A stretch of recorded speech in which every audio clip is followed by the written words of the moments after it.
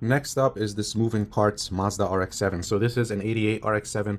I also saw tons of these on the shelf. Nobody was really taking them. For whatever reason, the scalpers just didn't care for this.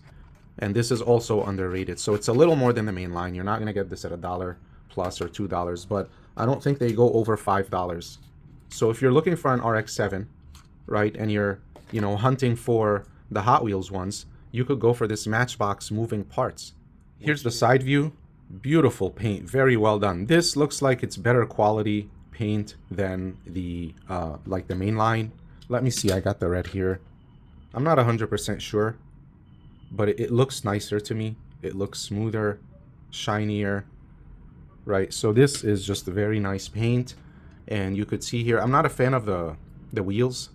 The blinkers are painted, so notice the back, you get the detail in the back, you get the detail in the front. Very nicely done.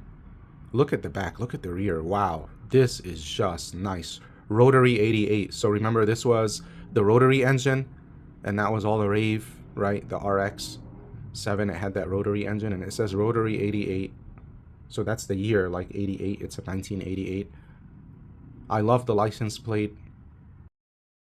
So this is in between, like the Hot Wheels Premium and the main lines, right? The price is in between, and the quality is very close to a Hot Wheels Premium. The only difference really is that you don't have a metal plate on the bottom, so you get less metal, and you don't get rubber tires. But hey, with the rubber tires, I mean, you put it down. So I like the rubber tires. I actually like to have the, so-called real riders, but it's nice to touch. It has a nice feel to it.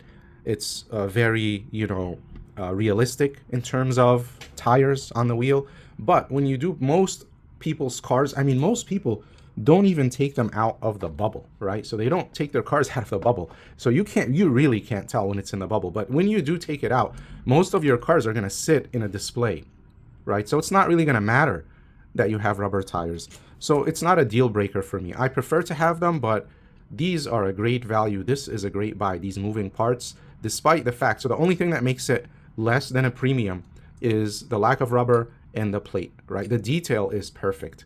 I mean, look here, look at, I already showed the side, I already showed the back. Look at that paint, right? And then here is the other side, which is just the same. Here's the front. So you have the blinkers, it comes with mirrors, so the mirrors are nice. And I mentioned this in my last video, right? So the main lines come with mirrors on the Matchbox, and this moving parts also comes with mirrors. So you get a lot of stuff that you will not necessarily find on a mainline Hot Wheel, and these are much easier to find. Here's the interior. You could see the pedals. Look at that. Look at those silver.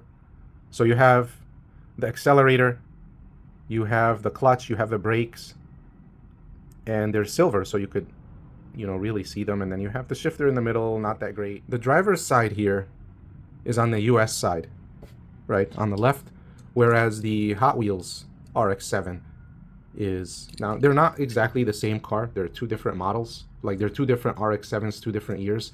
But this is the steering wheel is on the Japanese side on this one.